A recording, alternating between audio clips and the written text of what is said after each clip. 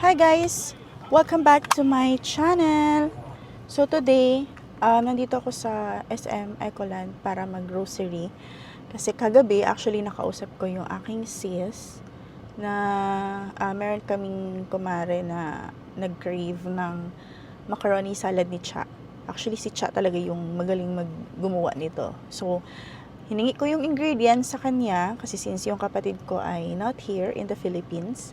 And binigay niya naman sa akin yung mga ingredients. So right now, nandito ako sa grocery, bibili ako ng ingredients and then gagawin ko yung macaroni salad. Actually, na-miss ko din itong macaroni salad ng sis ko kasi sobrang tagal ko na hindi nakakain ito. So right now, dito tayo sa SM. Let's go!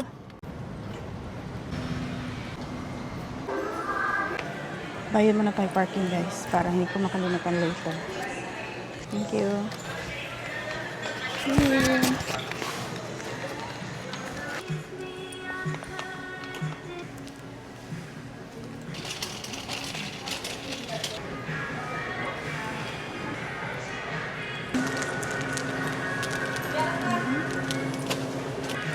Bili tayo ng ingredients for mac and cheese. Kasi request din yun ni Yuri. Yuri is craving mac and cheese. So, let's buy milk. Fresh milk. Here, ito yung ating milk kasi pwede natin siya gamitin for the condensed milk pala yung kailangan. Bilhin ako ng maliit nito. Only small of this. Kasi expensive na. Gusto din naman kasi ni Yuri to. Full cream. Let's buy this. Let's buy this. Ito yung aming sobrang tagal na. Ito din ang ginagamit ng mama namin way back. Raisins mayonnaise. Ay, sorry. Kailan kayo dyan, guys? Okay. Ay, mahulog dyan, ha? Ano ba kailangan sa ano? Siyempre, loyal tayo sa Royal. So, Royal. Hi guys, so ito na, i-haul na natin yung ating binili. We have Joy and Sunrocks conditioner. Nakalimutan ko kasi kung anong amoy nitong dalawa, kaya dalawa na yung binili ko. We have yung sponge natin and this one, yung binili ko. Ito, ubos na kasi ito, kaya bumili ako ng bago. Hi! Kaon na! Here. Bago na naman yung packaging nila, guys. Iba na naman yung packaging nila, pero same lang naman siya ng content. Ayan, oh. Okay. So, yung ating para sa... Pwede po, hindi na lang mac and cheese. Okay, ganit later. Pangluto, ang recipe lang, gulong na ko na sim. Okay. Tapos, meron tayong cooking oil, kasi naubusan na kami ng cooking oil. Tapos, mayonnaise. Dalawa yung binili ko. Kasi, hindi ko alam kung makulang siya. At least meron tayong extra na isa pa. Then, yung tang na strawberry juice. Tinimpla ko na yung isa. Then, we have raisins. Nestle cream. Then, we have Eden cheese. Coffee, kasi naubos na yung aking coffee. Uy, butter. Ayan, nag-melt na yung butter natin. We have butter for mac and cheese. And then, fresh milk. Yes, ito naman yung other ingredients natin. We have the cheese for mac and cheese. Ano na ito, guys? Meron na siyang, baliktad pala. This one. Mozzarella and cheddar. Bagay ito siya for mga pizza, tapos mac and cheese. Okay. So next we have our macaroni pasta. Macaroni, and meron pang isa for mac and cheese. Then yung ating condensed milk. Then yung ating fruit cocktail. So, lutuin na natin to. So, ang total nito lahat-lahat ay worth 1,800. Ay, hindi pala. 2,085. 95. Hindi na ako makaklaro, guys. So, 2,095 yung total nito. Lahat-lahat. So, imagine, guys, ang mahal na ng mga bilihin. Kasi, alam nyo, sa 2,000, sobrang dami nang mabibili nito noon. Anyway, that's life. Okay. So, unang lutuin natin is yung macaroni salad. So, dito siya ilalagay. Sana magkasya siya dito. So, ito yung ingredients natin, guys.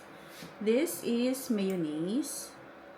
Tapos, condensed milk. Then, Nestle cream. Tapos, we have fruit cocktail, then raisins, yung cheese, tsaka macaroni pasta.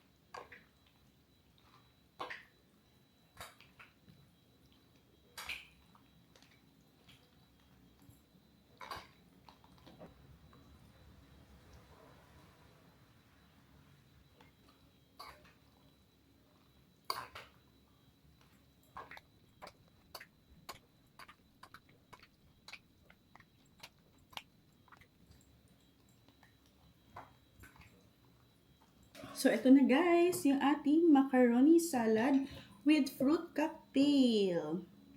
So, ito ako guys, pero mas masarap kasi ito kainin kapag malamig. So, magpalamig lang muna tayo.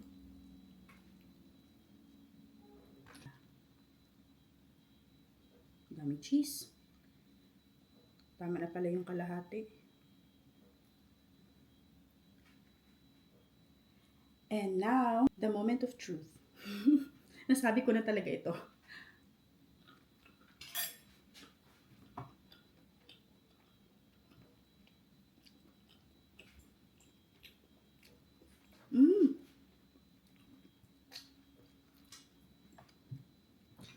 Masarap siya guys. Mas masarap pa rin siya pag sobrang lamig. So, lagay muna natin sa ref. Palamigin muna natin. Ano ba talaga?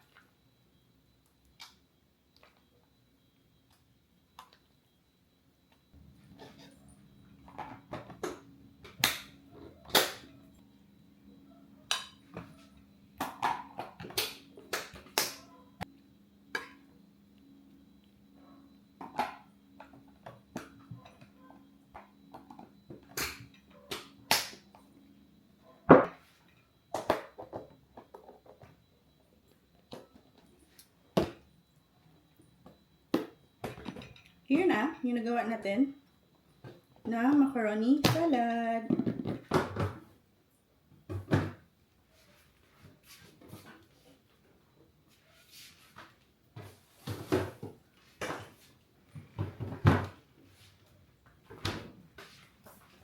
Gusto ko ilagay ito sa freezer. Siguro mga couple of minutes lang kasi gusto ko na talaga siya tikman na malamig.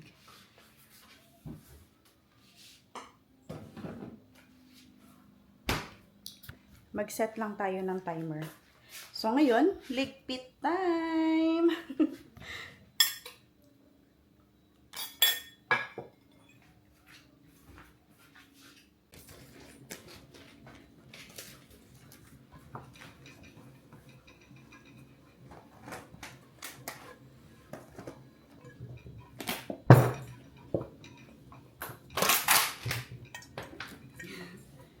Chika na. Nagluto na si Yuri ng ano niya, ng mac and cheese.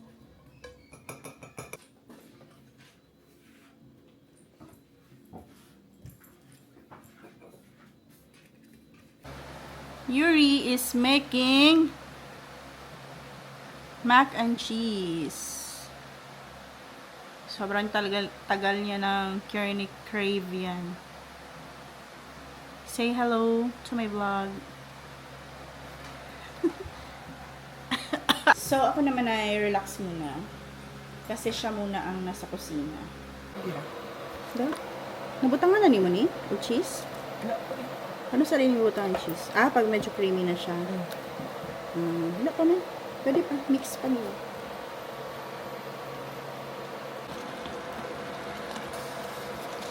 Lagyan mo ang cheddar and mozzarella.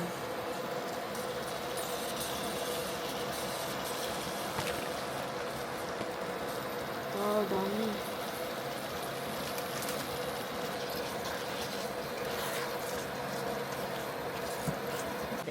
Okay guys, tikman na natin yung kanyang mac and cheese na ginawa. Aray! Init!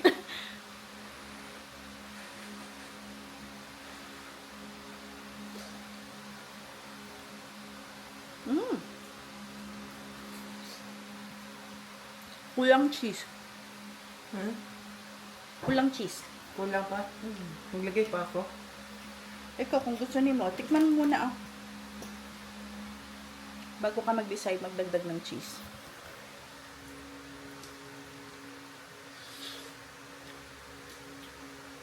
Malamig naman siya. Masarap na siya. Masarap na, no? Hindi naman perfect talaga lagi pag first time na magluto ng any food. Yan lang, maglagay pa tayo. So, if you want to add more, you can add more if you want. If you want. Seasoning okay na? Oh, okay lang si Sammy. Wala lang kay plano. Ah. BCR. Ano niya na ito, guys? Lunch na ito niya. Pwede Langga, ko, kainin mo pa rin yung food ha, na pang dinner. pwede ko Tapos- magawin bukas. Ha? Pwede ko magawa next. Pag maubos mo yan, Oh. ubusin mo muna bago ka gumawa ulit ng bago. Ay, daghang sudlanan diho.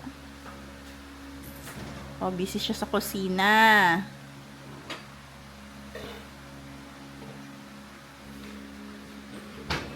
I-try na ni. I'm excited for my macaroni salad. Langga, can I have teeny duwa? Isa pa. Please. Later. Tikman ko muna itong aking ginawa.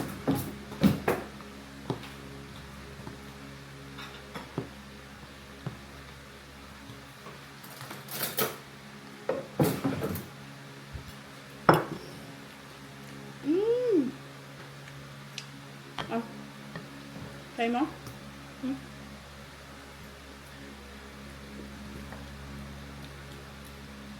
I love it.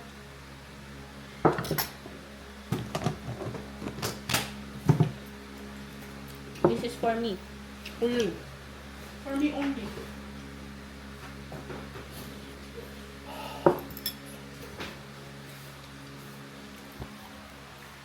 So, what do you think about your cooking? Yun lang. Init. Let's try it. I like it very much. Medyo na ano lang siya, guys. Medyo na sobrang overcook lang yung pasta.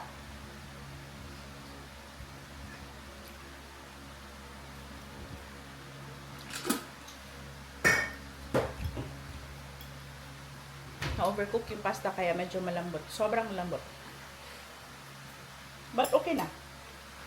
So, yun lang aking vlog today, guys. Thank you so much for watching. Bye! Bye.